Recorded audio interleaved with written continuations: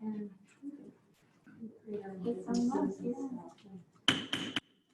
evening. This is the Sandpoint City Council special meeting for August 5th, 2020. For the record, council members Williamson, Rule, Aspiro, Darling, McAllister, and Grote are present. Councilors Williamson and Rule are participating remotely. We will now proceed with the Pledge of Allegiance.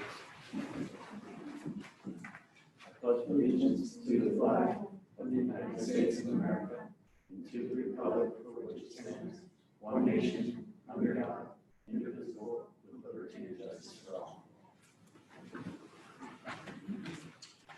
As a point of clarification regarding this evening's meeting, the regular City Council meeting was canceled and the special meeting was subsequently scheduled. The agenda for this evening's meeting will consist of executive session only, along with public forum and approval to pay bills.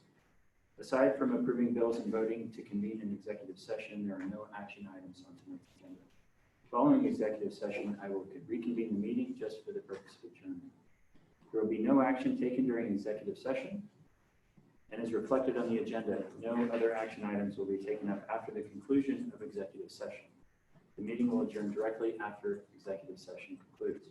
The proposed city fees schedule and other items that were on the agenda for the regular council meeting that was canceled will be included on a future meeting agenda.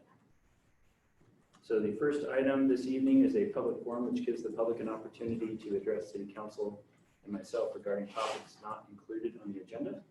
Please note that comments shall not be personally derogatory, nor shall they be personally directed at any individual, organization, or business. Do not direct any questions to the mayor, city council, or city staff during your comments, please. Public participation is at and will remain at the discretion of the mayor. Each speaker will be allowed 3 minutes. In the interest of time, please do not repeat prior comments, but simply state your support of those comments. Before you begin your comment, you shall state your name and whether or not you reside within the city of Sandpoint city limits. If you reside outside city limits, you may state as much. If you reside outside city limits but on property or business within city limits, you may state as much. And we will now begin with the public forum. Clerk, do we have anyone signed up for the public forum? Yes, Rebecca Holland. Okay.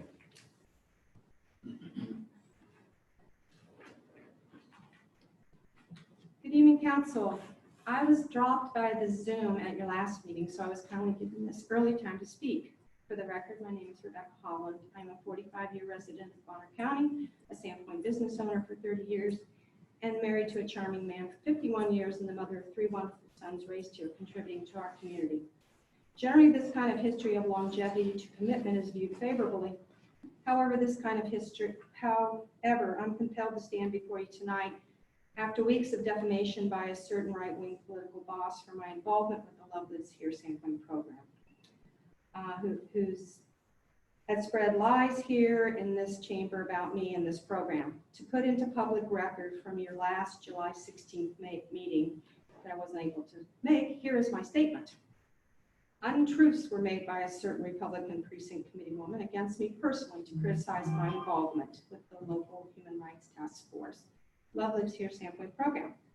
For the record, it is absolutely untrue, the accusations that a Facebook page I helped manage ran a comment that said, people who go to church during this COVID epidemic should lick pews.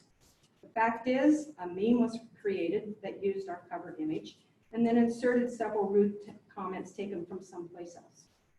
This was a total fabrication presented as authentic to discredit me. Additionally, following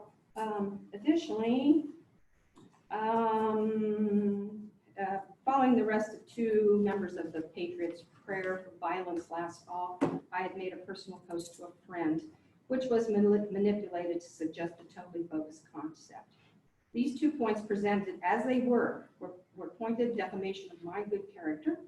Her derogatory comments should never have been allowed to continue for 3 minutes in this chamber. And now, on to a more positive note. Here's my 3 minutes for tonight's meeting.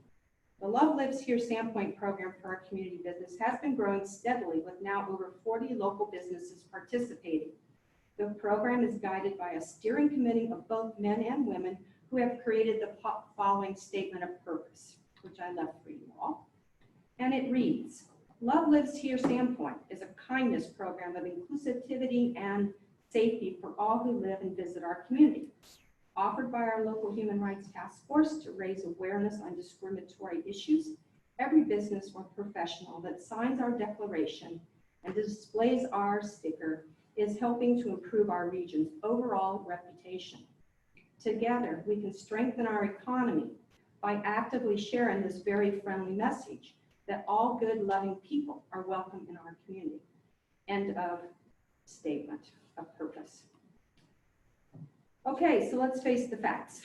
Discrimination against people of color, of different national origin, or sexual orientation is a serious issue in our nation.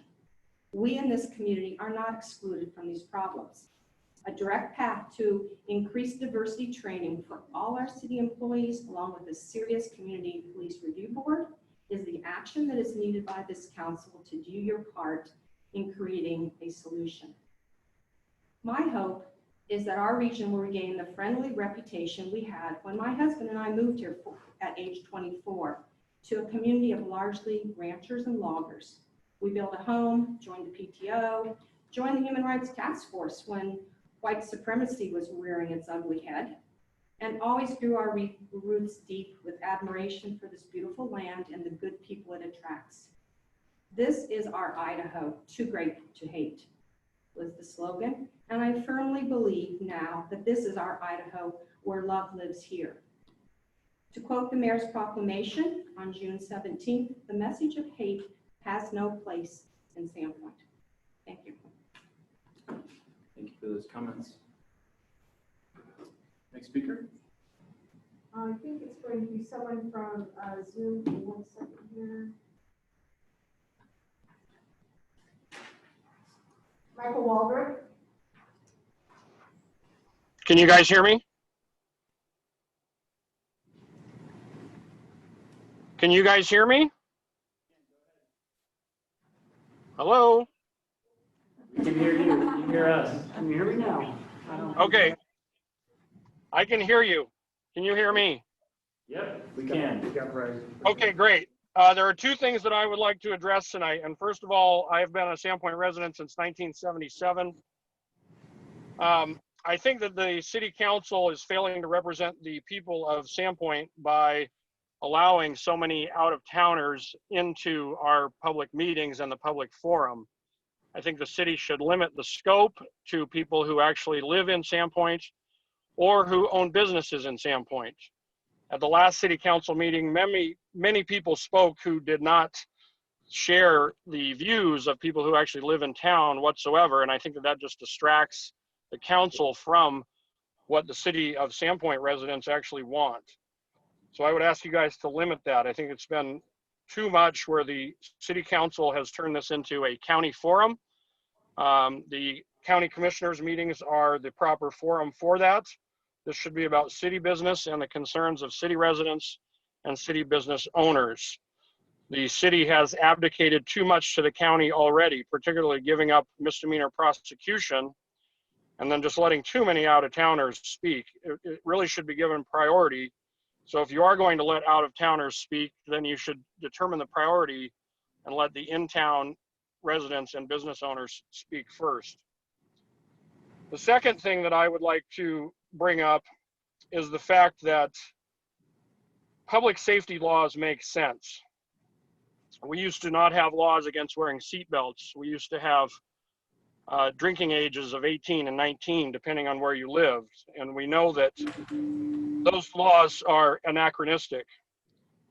Not having a mask mandate is at this point anachronistic when every community in this country is at risk.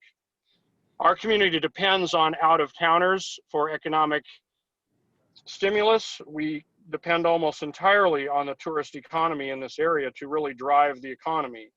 And the people that are coming here want to know that this issue is being taken seriously by the city. They want to know that the residents are taking it seriously. They want to know that the businesses are taking it seriously. Because there is no clear direction from the governor, and because the governor is abdicating his responsibility, it's left up to the towns and the counties to do the right thing. We know that the science is clear that the one way you really stop the spread is to wear masks. That's it. It's the only way to do it. And we need health and safety protections. We need you guys to step up and protect the citizens of this county that visit us, the citizens of this town that live here, the business owners that have businesses in town, and the tourists that come here. We all have a shared responsibility. So it's time to have a mask mandate.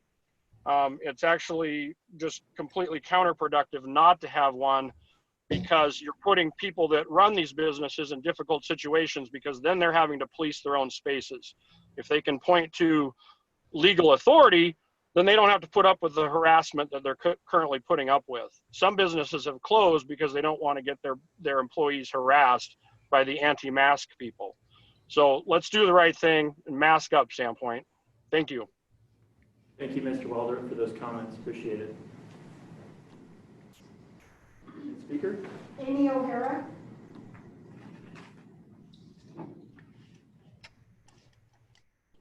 Hi. My name's Amy O'Hara. I live in, I gotta put my glasses on, I can't see anything. I live in Sandpoint, just outside the city limits, I should say. I'm a property owner in Sandpoint, and I'm also a public school teacher in Sandpoint. I've lived here 30 years, almost 30 years, and I've noticed we have a complicated history with white supremacy, with intolerant activity, and a kind of distrust of the government. That complicated history is embedded within the DNA of our community. And it's what, despite our best efforts, allows conspiracy theories and extremist views to foment and flourish here. The Sandpoint I know is a loving, compassionate, and tolerant place. The extremist viewpoints that have been on display here recently do not reflect the majority of views of this community. Standing up for the rights of others, seeking justice and equality, and supporting scientific reasoning as a means to drive policy is not, as some might have you believe, divisive. It isn't radical or left-wing. It's being human. It's being a good citizen. We need leadership that considers everybody's well-being and is not misled by threats, bullying, or gaslighting tactics. Please, I beg you, as a city council, ignore the rhetoric from the extremist groups, which are the true dividers of our community. We, me, need to support our public library, the public schools, and our many businesses and individuals who are using fact-based information and science as the basis for the decisions they make. Decisions like how and when our children should return to school, how to reopen our businesses, and when best to return to life as we know it, the life we all want back, right? They are trying to do this in the best way they know how. It's unfortunate that a small group of individuals have come to Sandpoint seeking to make over our town in their own dystopian image. They are grossly misinformed, because Sandpoint really is, as Rebecca reminded us, it really is too great for hate. So I thank you so much for your service, and I thank you for the time, and yeah, thank you. Thank you, Ms. O'Hara. Appreciate those comments. Next speaker. Crystal Sanborn. Hello, City of Sandpoint. Thank you for hearing me today. I just have two issues that I would like to address. And thankfully, I'm hearing that there's other members of this community that feel the same as I do. I'm just going to bring up number one right now. Sandpoint's hosting many tourists from out of the area this time of the year. It would be prudent during this worldwide pandemic to implement a citywide mask rule for all Sandpoint city businesses to protect all who live here and all who come here to visit. While the Panhandle Health District held a meeting to implement a mask rule for Kootenai County, the remaining 4 counties within our area were left out of this newly implemented rule. Masks may be inconvenient for all of us, but they do help prevent the spread of disease. I am asking that the city of Sandpoint implement a citywide mask rule for all businesses within Sandpoint city limits to protect the health and the well-being of our citizenry and the people that we bring here to visit our beautiful town. Secondly, I just want to address the fact that my experience here, I've only been here for 3.5 years. I married somebody who's been here all his life. And my experience being here is that there are a lot of people that come into this county with the idea and the perception in mind that this county and Sandpoint itself is here as a free range for them to, how do you want to put it? Make Sandpoint just for themselves. And that's not what this town is about. The public forum that we're speaking in right now should only be listened to or being heard from Sandpoint city residents. That's not what I've witnessed. What I've witnessed is that people from in the county have come and voiced their opinions about what they'd like to do in our town.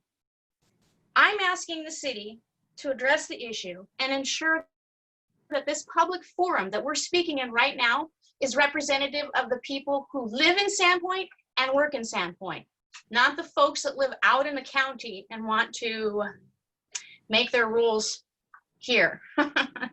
Anyway, thanks for your time. Thank you for those comments, Ms. Sandler. Next speaker. Ted Grafton.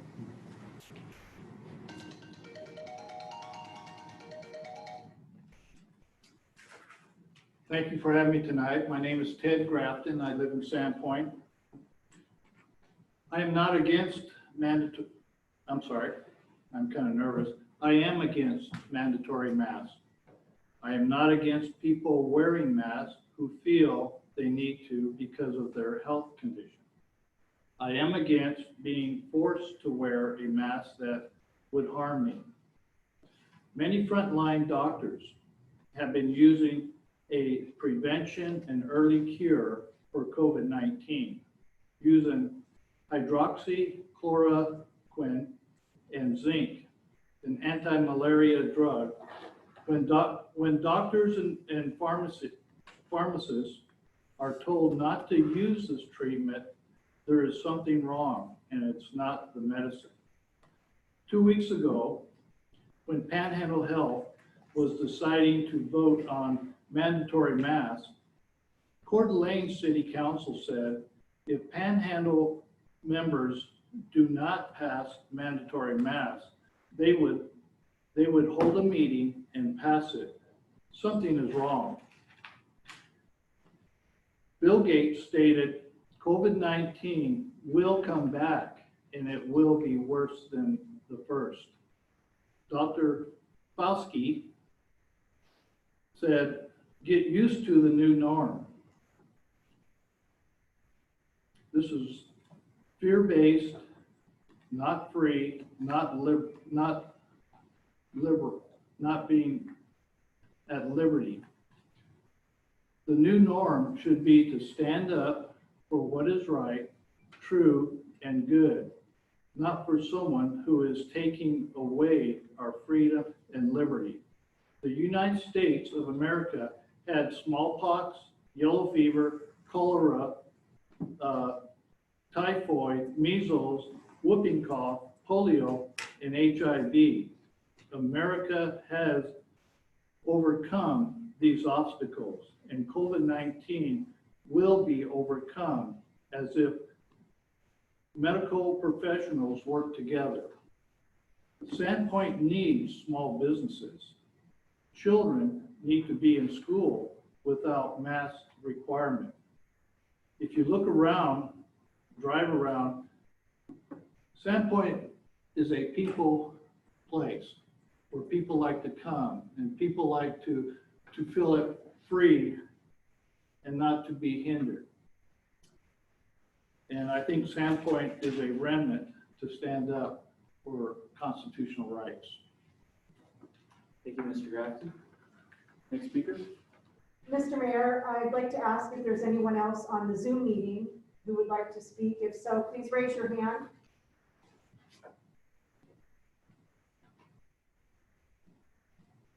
No others, Mr. Mayor. Okay, no one here either?